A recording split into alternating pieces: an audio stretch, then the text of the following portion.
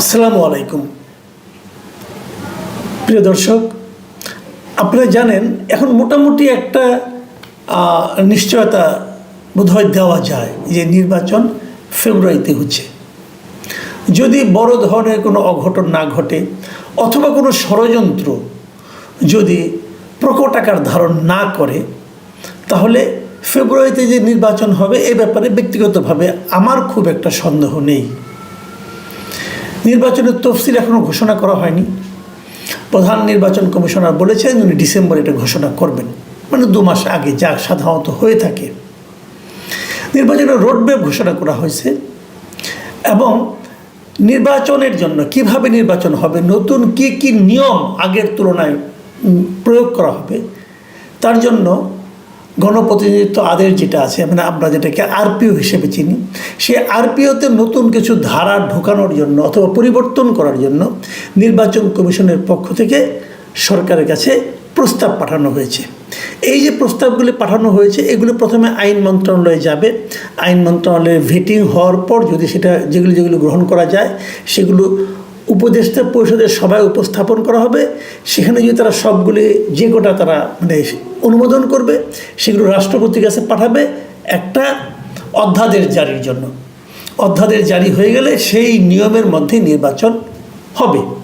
এখন প্রশ্ন হলো যে কি কি সংশোধনী নির্বাচন কমিশন আনতে চান। সেখানে অনেকগুলো জিনিস তারা আনতে চান, প্রায় 40-44টার মতো সংশোধনী প্রস্তাব তারা দিয়েছেন। তো সবগুলো নিয়ে তো আলোচনা করা যাবে না, আমি 2-1টা বিষয় নিয়ে আলোচনা করব, খুব বেশি না। আমি তবে সংক্ষেপে কিছু বলে নিই আপনাদেরকে কয়েকটা প্রস্তাব সম্পর্কে। যেমন আগে জামানত ছিল 20,000 টাকা, সেই জামানত বাড়িয়ে করা হয়েছে 50,000 টাকা। তারপরে আগে অনলাইনে মনোনয়নপত্র জমা দেওয়া যেত, এখন সেটা করা যাবে না, মানে আপনাকে ফিজিক্যালি যে হাজির হয়ে মনোনয়নপত্র জমা দিতে হবে। এতে কিন্তু সংঘাত বাড়বে।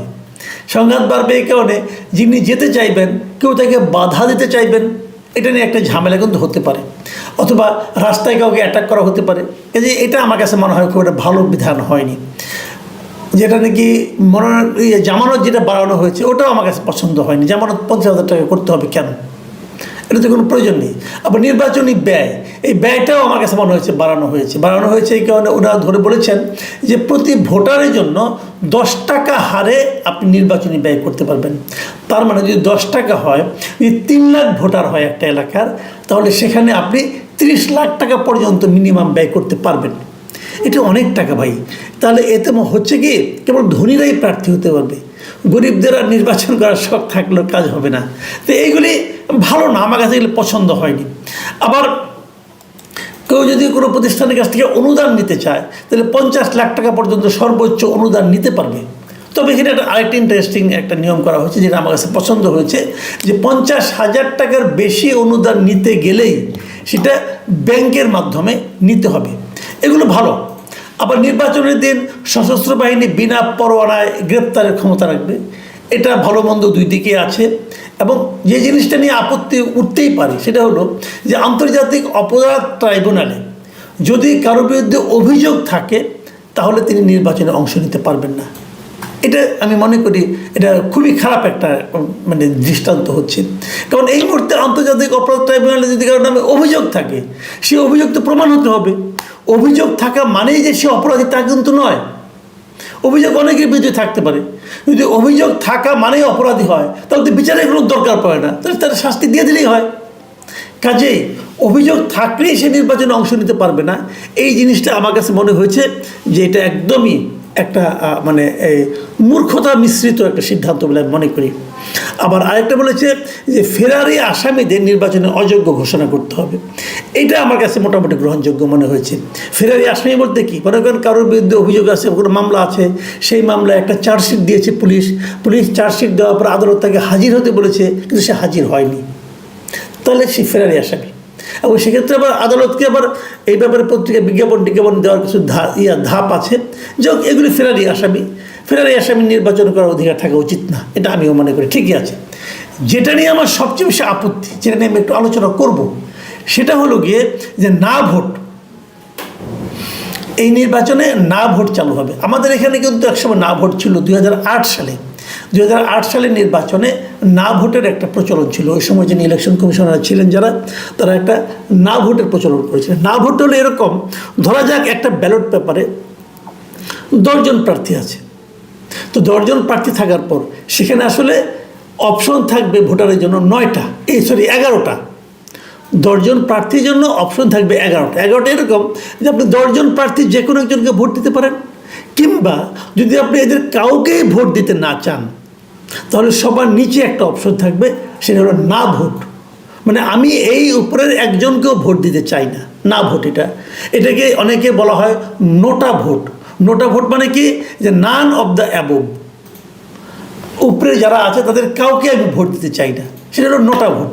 এই নোটা ভোট পৃথিবীর অনেক দেশে আছে, কিন্তু পার্শ্ববর্তী ভারতে আছে, আর্জেন্টিনায় আছে, বেলজিয়ামে, Bulgaria, Colombia, France, Greece, Indonesia, Netherlands, Norway, Peru, Spain, এই সমস্ত দেশে কিন্তু আর অনেক দেশ, এই দেশগুলোতে নোটা ভোটের অপশনটা আছে। মানে আমি এদের কাউকেই পছন্দ করি না।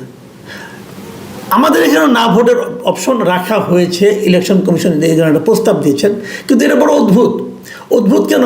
ওনারা বলেছেন যদি কোনো একটা আসনে একজন মাত্র প্রার্থী থাকে, মানে যিনি বিনা প্রতিদ্বন্দ্বিতা নির্বাচিত হতে চাচ্ছেন, এরকম যদি হয় তাহলে সেক্ষেত্রে একটা না ভোট অপশন থাকবে। যদি একজন থাকে এবং সেই না ভোট যদি বিজয়ী হয় তাহলে নির্বাচনটা বাতিল হবে। এই যে পদ্ধতিটা, না ভোটের এমন উদ্ভট পদ্ধতি সারা দুনিয়ার কোথাও আছে বলে আমার জানা নাই। এই কারণে যে ওনারা, আমি বুঝতে পেরেছি ব্যাপারটা ওনারা কেন রেখেছেন। ওনারা এই অপশনটা মাথায় রেখেছেন 2014 নির্বাচনকে মাথায় রেখে।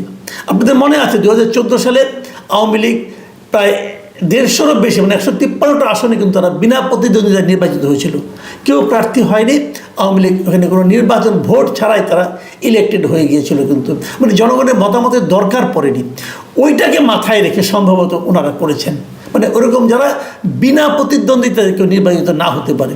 আমি বুঝি না এই জ্ঞানী লোকদের ব্যাপারটা, যে ওনারা এত জ্ঞানী। 2014 কথা মাথায় রেখেছেন, 2024 কথা মাথায় ছিল না ওনাদের। 2024 তো অন্য কোনো রাজনৈতিক দল অংশ নেয়নি। তখন আওয়ামী লীগ কী করেছিল? তখন আওয়ামী লীগ নিজের দলেরই একাধিক প্রার্থীকে দাঁড় করিয়ে দিয়েছিল, যেটাকে আমরা আমি এবং ডামি নির্বাচন বলি। তাহলে এরা তো পদ্ধতিটা পেয়ে গেছে। যদি কেউ দেখে যে আমার বিনা প্রতিদ্বন্দ্বিতা নির্বাচিত হওয়ার মতো অবস্থা দাঁড়াচ্ছে, তখন সে কী করবে? তার বাড়ির কোনো চাকর বাকরকে বলবে তুমি দাঁড়ায় যাও, তাহলে তো 2 জন প্রার্থী হয়ে গেল। তাহলে এই না ভোটের ব্যবহারটা কোথায়? এই না ভোটের ব্যবহার কোথাও থাকবে না। হয়তো একটা নিয়ম করেছে, এবং হাস্যকর না ভোট, পৃথিবীতে এরকম হাস্যকর না ভোট আর কোথাও নাই। এই নির্বাচন কমিশনার যারা হয়েছেন, ওনাদের আসলে নির্বাচন কমিশন হওয়ার তো কোনো অভিজ্ঞতা নাই। সচিব টচিব ছিলেন আগে, এখন অবসর জীবনযাপন করছিলেন, ধরে এনে নির্বাচন কমিশনার বানায় দেওয়া হয়েছে। এটা একটা না ভোট উদ্ভট, এবং ওনাদের দোষ আমি দেই না এই কারণে এটা নির্বাচন সংস্কার যে কমিশন ছিল বদিউল আলম মজুমদারের নেতৃত্বে, উনিও আবার বিরাট জ্ঞানী, তো ওনাদের প্রস্তাব এটা ছিল, মানে উদ্ভট প্রস্তাব। আমি মনে করি না ভোটটা সারা দুনিয়ায় যেভাবে আছে সেভাবেই থাকা উচিত। মানে প্রত্যেকটা ব্যালট পেপারে না ভোটের একটা অপশন থাকতে হবে। কিন্তু আমি এটাও নিশ্চিত জানি যে এইবার সেটা তারা বাস্তবায়ন করবে না। কেন করবে না সেটাও বলি। করবে না আওয়ামী লীগের ভয়ে। আওয়ামী লীগের ভয় কীরকম? আওয়ামী লীগ তো নির্বাচন করতে পারবে না। ধরে নিচ্ছি এখন পর্যন্ত যা দেখতেছে আওয়ামী লীগ নির্বাচন করতে পারবে, মানে নৌকা মার্কার কোনো প্রতীকের কোনো ব্যালট পেপারে থাকবে না। তাহলে কী হবে? যারা নৌকা মার্কার প্রার্থী তারা তো নাই ওখানে। তাহলে কিন্তু নৌকার যারা ভোটার আছেন তারা যেহেতু ব্যালট পেপারে নৌকা খুঁজবে, যখন নৌকা না পাবে তখন তারা না মার্কে একটা ভোট দিয়ে আসবে। এবং এটা বাড়তে বাড়তে এমন একটা পর্যায়ে হতে পারে যে কোনো প্রার্থীকে কোনো এলাকায় বেজ্জতি পর্যন্ত হতে পারে। এই ভয়ে আমার ধারণা এটা এবার বাতিল রাখা হয়েছে। আমি যেটা মনে করি যে আপনি যখন একটা আইন করবেন না, সেটা একবারের জন্য আইন করেন না, একবারের কথা বিবেচনা করে আইন করেন না, একটা নির্দিষ্ট দলের সুবিধা অসুবিধার কথা ভেবে আইন করেন না। আইন আইনের মতো চলবে। সেই আইনের কি বাস্তবায়ন হওয়ার পর কি রেজাল্ট আসে এটা দেখে আপনারা বুঝতে পারবেন যে আইনটার ভুল কোথায় হয়েছিল, অথবা বুঝতে পারবেন যে দেশের পলিটিক্যাল সিচুয়েশনটা আসলে কী।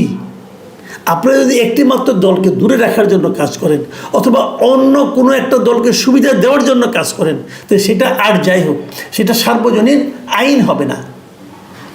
ঠিক এই জায়গাটাতেই আমার অনুরোধ থাকবে সরকারের প্রতি এবং সংশ্লিষ্ট ব্যক্তিবর্গের প্রতি যে না ভোটটা আপনারা চালু করুন এবং এটা সকল আসনের জন্য চালু করুন।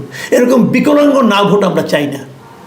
আমরা প্রকৃত অর্থেই নোটা ভোট চাই, মানে নান অব দ্য অ্যাবভ। উপরের কাউকে আমার পছন্দ না হলে আমি যেন একটা ভোট দিতে পারি। প্রিয় দর্শক, আমি এটাও জানি যে আমার এই প্রত্যাশা পূরণ হবে না, তবু প্রত্যাশা করে রাখলাম, দেখা যাক কী হয়। আল্লাহ হাফিজ।